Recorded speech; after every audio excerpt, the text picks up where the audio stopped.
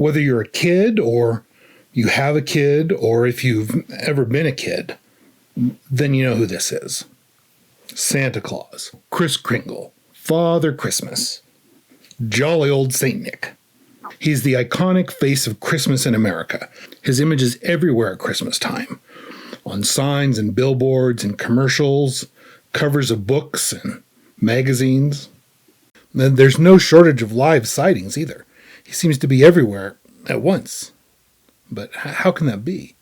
If you're really unlucky, maybe you even heard someone make the outrageous claim that Santa Claus is a hoax. Let's talk about that. First, an introduction. I'm Michael Van Haney. These are my reflections.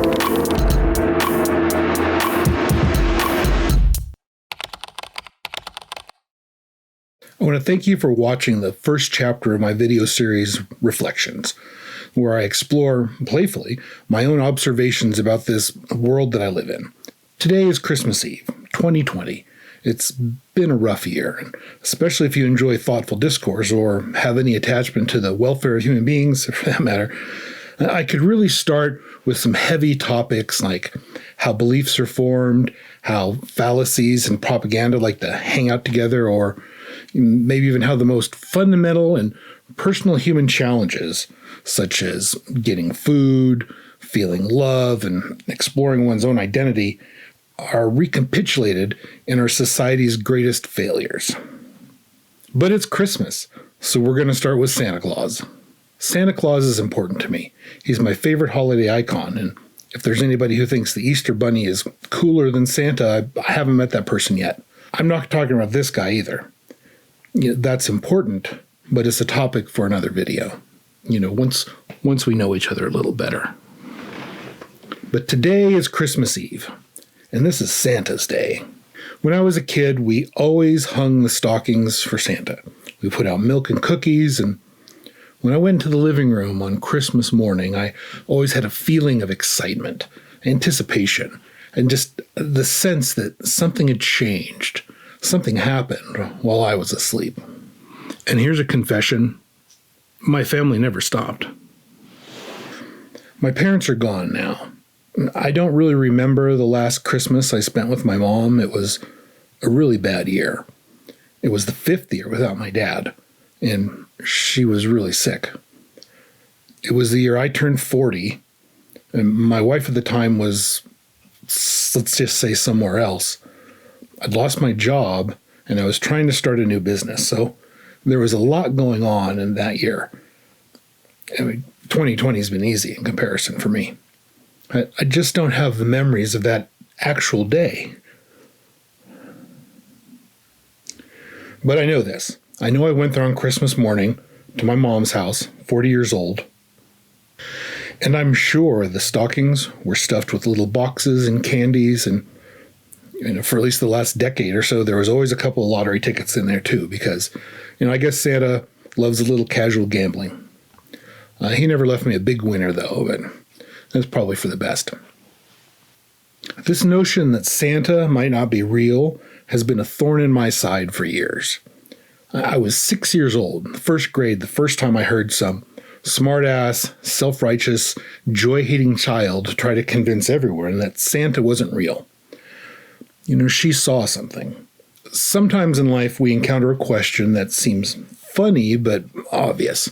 The answer, once you dig a little deeper, turned out to be, what my big philosophy vocabulary would call counterintuitive.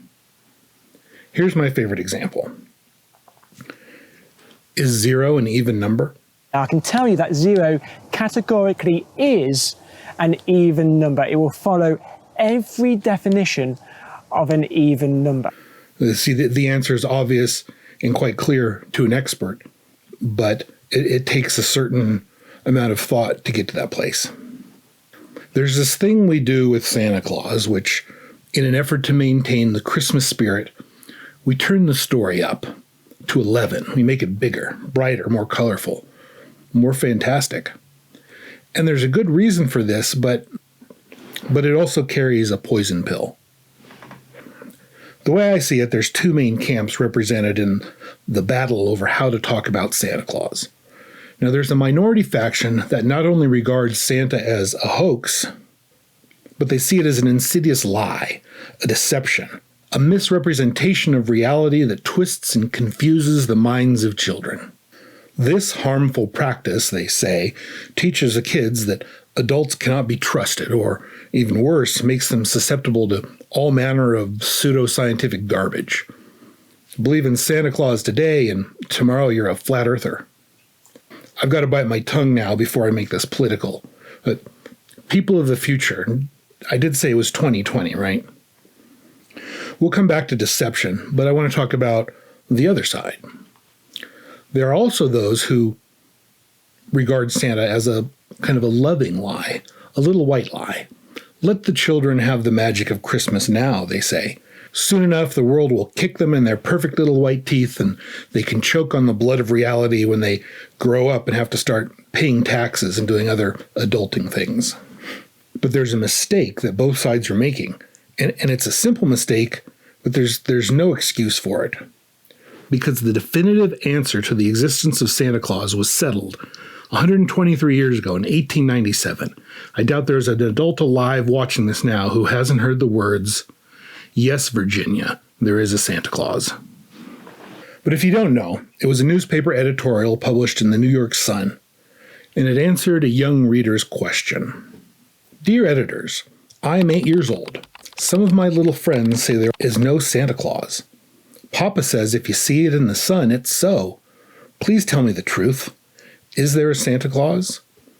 Signed, Virginia O'Hanlon. Now, the answer is beautiful and poetic and written with a style and grace that we can only dream of in our time. There's no hint of sarcasm, no dry innuendo. There's no Star Wars reference. The Sun writes, Virginia, your little friends are wrong. They've been affected by the skepticism of a skeptical age. They do not believe except that they see. They think that nothing can be which is not comprehensible to their little minds. Ouch, New York Sun. Yes, Virginia, there is a Santa Claus. He exists as certainly as love and generosity and devotion exist. And you know that they abound and give to your life its highest beauty and joy. Nobody sees Santa Claus, but that's no sign that there is no Santa Claus. The most real things in the world are those that neither children nor men can see. Perhaps lost in the poetry of the Sun's reply, we miss the profound truth that they only imply, but I'm going to make explicit. Santa exists not like a rock or your grandpa, but on another level, like money or national borders or McDonald's. You can't point to some spot in space and say, there, that's where McDonald's is. Uniquely and unambiguously, there's the thing that gives me hamburgers and heartburn. But hamburgers and heartburn are to be had from Ronald McDonald's.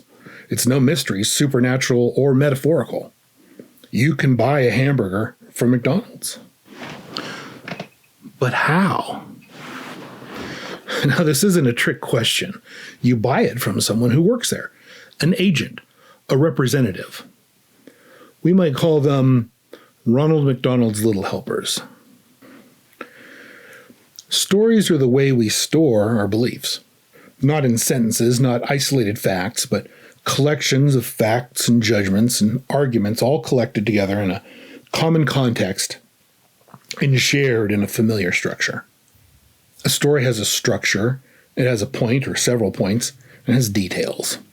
Now, in many stories, those details are mainly unimportant. Have you ever retold a joke that you couldn't quite remember?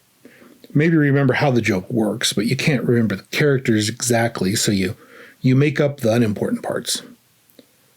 But as long as you get the structure right, then the joke still comes together. It's still funny, if you can tell a joke. I like to imagine Santa Claus as an ancient wizard, an immortal being, Odin-like, existing on another plane and having a very special agenda on Earth, to use his magic to influence the world and the peoples of the world carry out his plans at Christmas time. to deliver gifts and joy and the Christmas spirit to all. But maybe that's too abstract. Now, on the mundane level, and contradicting the New York Sun, we've all seen Santa dozens of times. For me, at my age, it's hundreds. It's not his existence that's in question, it's his nature. It's his nature that we don't understand. What kind of being is he? The details of his story throw us off. They're kind of sus. But maybe we aren't understanding the underlying structure of the story. Maybe we're taking it too literally, not in a realistic way, but in a pedantic one. There's a term in occultism, and the theosophists expanded upon this idea, and the word is Agrigore. And reading from the Theosophy Wiki, an Agrigore is a group thought form. It can be created either intentionally or unintentionally and becomes an autonomous entity with the power to influence. A group with a common purpose, like a family, a club, a political party, a church, or a country, can create an Agrigore, for better or worse, depending on the thought that created it. Now, doesn't that sound a lot like what we're talking about? The thought form is Santa, and the group is half the world who recognizes him and carries out actions using his name and his image. Santa is a magical being. It's a thought form who exists in a dimension of thought. This place is far away and completely inaccessible to ordinary material people, except through thoughts. But it may as well be the North Pole. Do you see where I'm getting at here? It's structure, not detail. Santa has elves who do his work. He's created by those who act in his name, and his agency is carried out through them. The elves are his agents, his little helpers. Just like you can buy a hamburger from McDonald's, you can eat it, and it's real. How? Well, you buy it from someone who represents McDonald's, an agent. Ronald McDonald's little helpers. Let's call them McDonald's elves. Structure, not detail. How does Santa get in the house? I don't know. Maybe the chimney. Maybe he just walks in through the window. Maybe he comes in through a closet door, like those monsters. Maybe he flies through the sky like Odin. They both have a big white beard. But I want to urge you to let go of all those details. The stories are fun, and they're a big part of the overall narrative, but remember, most parts of the story can be substituted without changing the meaning of the story. Now, this Santa doesn't deliver gifts with his hands. He delivers gifts with his magic. He's a wish granter, like a genie. So to those who say we have to preserve the magic, I say this.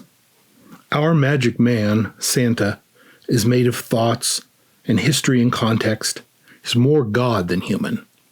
He influences millions of people, bringing joy and kindness and generosity into the physical world, where presents are given and received, cookies and milk are eaten and drank.